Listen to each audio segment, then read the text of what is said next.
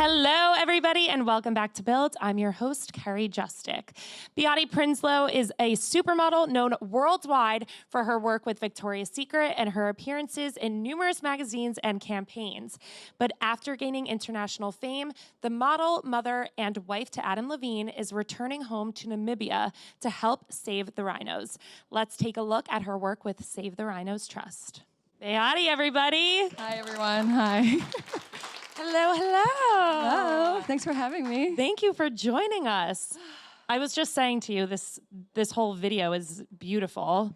Thank you. And you were saying you were tearing up backstage. Yeah, it's very emotional. I'm like, you know, tearing up back there. But it was such a personal trip for me, and it's such a big issue that I felt so overwhelmed with kind of guilt of being so bad, us being so bad to the planet and stuff, and being a new mom, and really wanted to live by example for my two girls, you know, and this being my home and this issue going on there was such a social responsibility that it was crazy. Watching it back every time, it gets me, you know. We had such a good time and we learned so much and educated ourselves on the issue. So how did you even first get involved with Save the Rhinos Trust Namibia? My friend Doutzen, who started the co-founder of Not on My Planet, she reached out to me and told me I need to meet this incredible woman, Ginger, who's standing right there, who is part of SRT and who they're doing incredible work, and I need to, you know, so she put us on email together.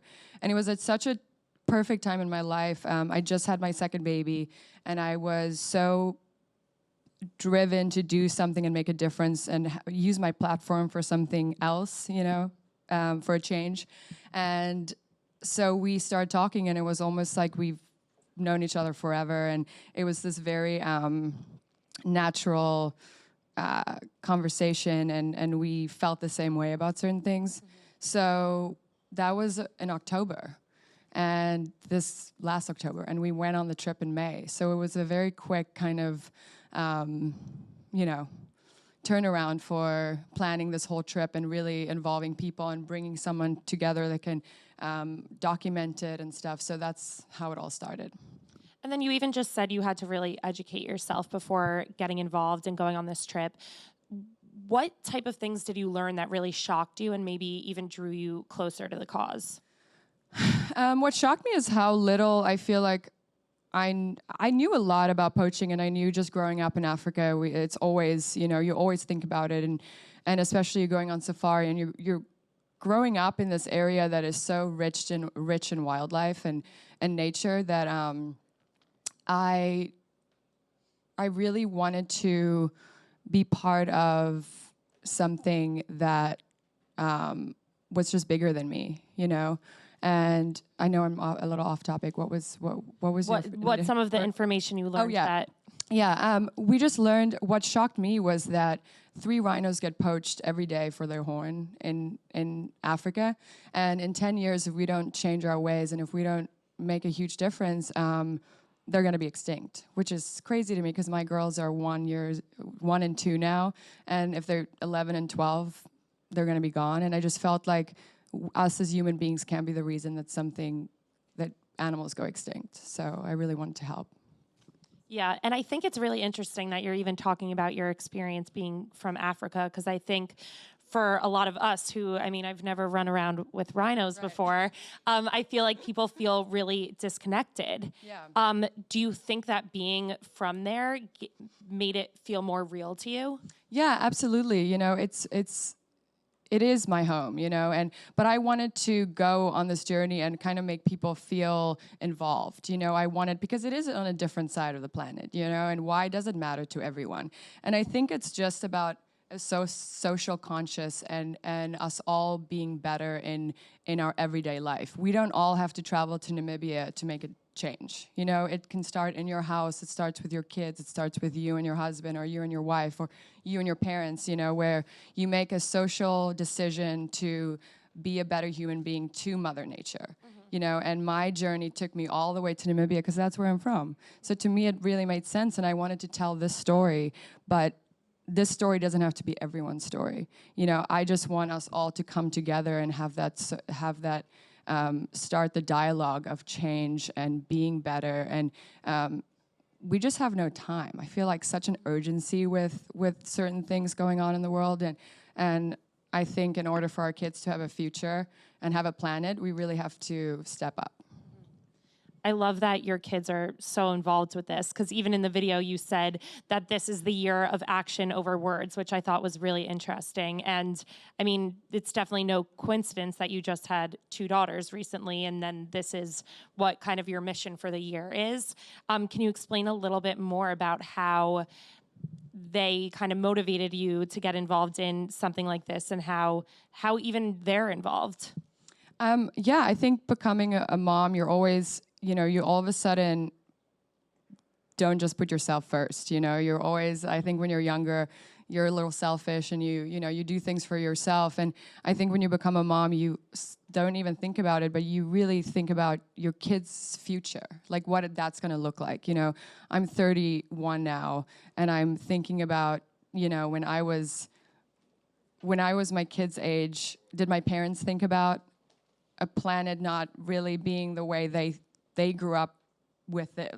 That I'm getting all tangled in my words, but yeah, it definitely drove me. Having 2 kids definitely drove me to just take more action and not just, you know, send love and you know, and this was such a no-brainer for me to go home and start my journey there. I was going to say going home was probably a really exciting part about this. Could you have ever imagined that you would be going back to Namibia for a cause like this? I always knew that I was going to do something in Africa. I have such an intense passion for the land, and my parents have been there for generations, and I've always wanted to go back and do something, and I've just always been so busy, and you know, then I was pregnant, and then pregnant again. I just felt like it was never going to happen, and then, you know, me and Ginger connected, and it just opened up and made sense. And of course, like you just said, you had your 2 children like a year and a half within each other, which is amazing. And I can imagine they're super close, and it's so much fun with 2 little ones under 3. Yes. But you were off of work for like close to 3 years. What were you doing during that time? Because even like you're saying, like you wanted to come back and not just model, but really use your voice for things like this. Was that something that you were really thinking about when you weren't working? Yeah, there was definitely something. You know, I've modeled. It's almost been 12 years now, even longer. You know, I think with Victoria's Secret it's been 12 years, which is crazy. So longer modeling, but I always wanted to use my voice for something different and something more and something that I'm very passionate about. And I think this industry definitely gave me such an incredible platform to do that. And so I wanted to, when I was pregnant, I realized as a human, like, I'm gonna be fine. I think when you're in an industry and you're so in it, you sometimes feel like when you're not in it, everyone's going to forget about you. You kind of get anxiety, and you're pregnant, and you're hormonal, and you're like, what am I going to do?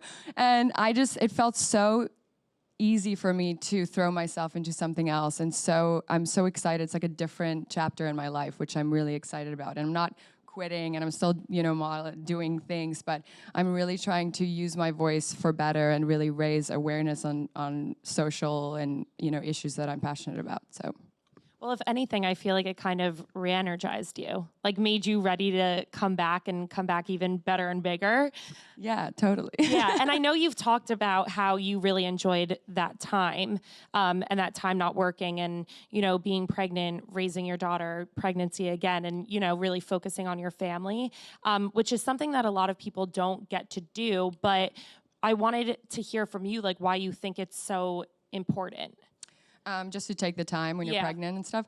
I think society puts so much pressure on us as moms and as, you know, working moms, and people feel the need to, which also moms need to work, and moms need to feel independent and make money and, you know, be that. But I think it's so important to take that time. You know, you're not going to get it back. Your pregnancy, going through it, you know, a lot happens in your mind and your body. And I think it's important to really nurture that and take care of yourself.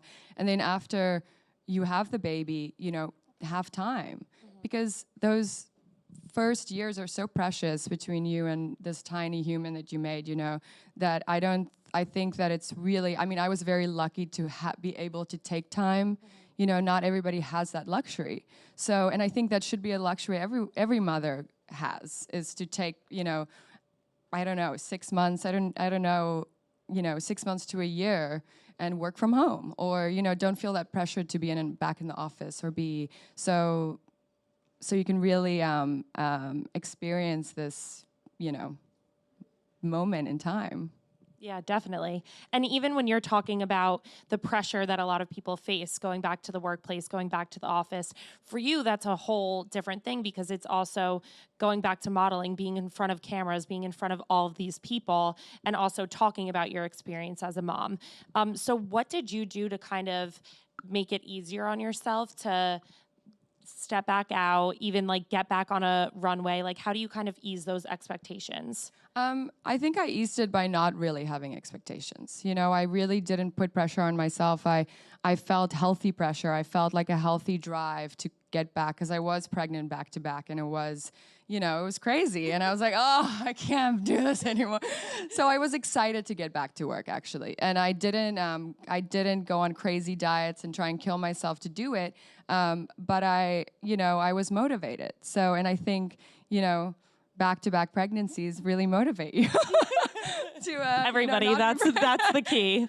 You'll be just as successful as Behati if you just do that. And obviously, I think with both you and your husband, Adam, you're both in the spotlight. And I think it's really interesting because as parents, and especially as a mother, I'm sure you get asked about parenthood all the time, about being a mom. And I was curious what that experience is like for Adam. Do you think he gets like the same questions, or how is it different as a mom and a dad, you know, talking to the press, talking about being parents? Yeah, that's interesting. I mean, I'm not a man or a father, so I don't know. But I think moms definitely get the more, like, you know, sometimes you'll feel, oh, everybody's judging me, or everyone, you know, this and that. Where I think dads kind of, they're like the fun parent, you know, in the beginning. And for Adam, I think he's so in love with his kids, and he's so excited to spend more time with them, and you know, his friends that have kids. We're lucky because we have a lot of friends, really close friends, and a lot of the band have kids and older kids, so we learn a lot from them, and they speak, and it's nice for him to have that connection with his bandmates and now have kids. So I mean, that's a question you also have to ask him, because I don't know. And then when you guys are traveling, obviously we saw that you had at least one of your daughters. I don't know if both of them came, or was that in LA? That was actually in LA, so Okay. I didn't bring the kids. They were Okay. too young to go on this trip, but I'm very excited to take them. But that was Dusty, and that was in LA, telling everyone what I'm going to do. We're going to play. Every time I asked her, I'm like, what am I, Mommy, going to do?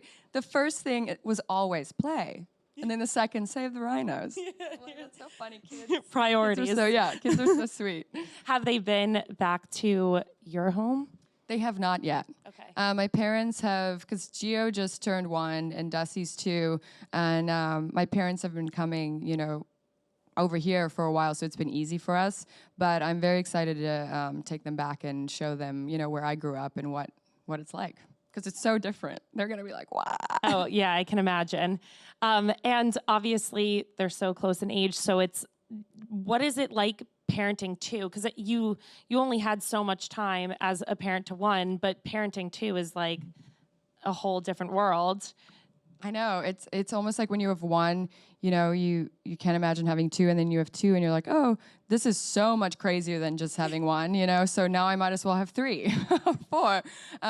But 2 definitely takes up, you know, I think for me, the challenge is always to give them their own time as apart from each other, because they are so close in age. You can kind of treat them as twins, or, you know, they're always together. So my challenge is always just trying to raise them separately from each other too, and give them each their separate times with us and together. So And I know you've also talked about how with Gio it was a little easier since it was the second time around, but you also had opened up about dealing with postpartum depression after having Dusty, which that's incredible to just open up and be able to talk about things like that. And I can't imagine how that feels for you to open up about that. But also, did you have any fear going into your pregnancy with Gio after having experienced that? You know, I felt the need to talk about postpartum depression a little bit, just because I experienced it on a very little, what's the word? Like a small scale, you know? And I felt that I needed to be the voice for moms who feel like, oh, my depression or my issue is not big enough to share. So for me, you know, in a sense, I got lucky because I had moments of this, but I got out of it quickly. But I wanted to share it to tell moms that no, it's never too small to talk about, because it is a serious issue, and we all, I think, in a sense, every mom goes a little bit through postpartum. You know, you're depleted, you're emotional. This is your first time, and I think with Gio, I really just kept positive, and Adam helped me a lot with that too. And I wasn't scared. I wasn't scared because I knew I had the support, and it's important to know that going into it. I think, and I no means know anything about or much about everyone's struggle with that, you know. So I wanted to open that dialogue and just tell moms and parents in general that it's okay to talk about the smallest things. Like, you know, it's not bad. And how has your relationship even with fans of yours changed now that you're a mom? Because I'm sure when you talk about motherhood, there are so many people that have different responses to that. Yeah, I think you have a lot in common with people that have kids, you know, and you can talk about that. And a lot of times around the dinner table with my friends that don't have kids, they're like, oh my gosh, can you guys just stop talking about kids? I'm like, I'm sorry, you know, but it does open up a different aspect of, you know, in your fans and people that admire, that you talk to and open up to. So it's cool. I feel like you and all of the Victoria's Secret angels, like you're kind of growing up together, you know? Because really, when you think about it, you were just saying you've been there for 12 years. And I'm thinking about like you, when you first started there, it was, you were a different person. And now a bunch of you are, you know, married, having children, and you're kind of doing it together. I know. It's really cool. It was such a family, you know? And especially Candace and Lily, we all kind of started at the same time. And now we all have kids, and we're, you know, doing other things. Parents and now. We're those, you know, girls who show everyone their kid photos, and everyone's like, yeah, we've seen it. Like, it's cool. You know, so it's fun though. Cute. And obviously Adam is leaving The Voice, which people are so upset about, but he will have more time. So is he going to get involved with Saving the Rhinos? Adam is my #1 fan, and I love him for it. He's so excited about this project.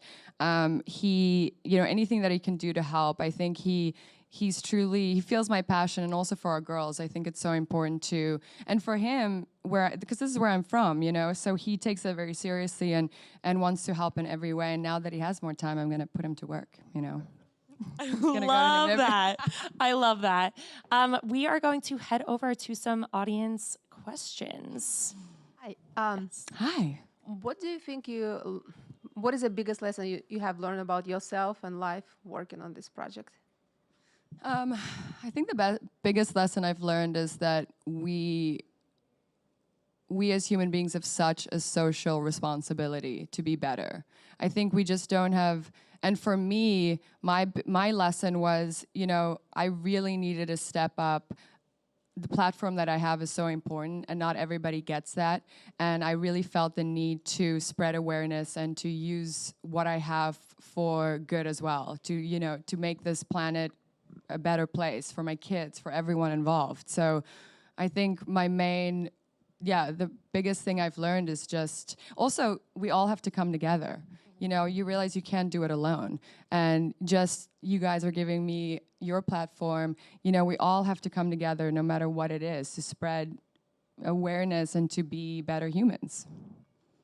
I have to ask you, what makes you most hopeful after doing this project? Because like we're saying, there's a lot of, there's not enough time. There's so much to do. What are you most hopeful about? I'm definitely, when I went to Namibia and I saw that the SRT trackers who were on the ground doing the day-to-day, staying out in the desert for 21 days on foot, trying to track the rhinos, making sure they're not being poached, I had so much hope. Because you see the front line of this war you're kind of fighting, and you realize the passion and intense love and dedication that goes into it, and that's why I'm so hopeful.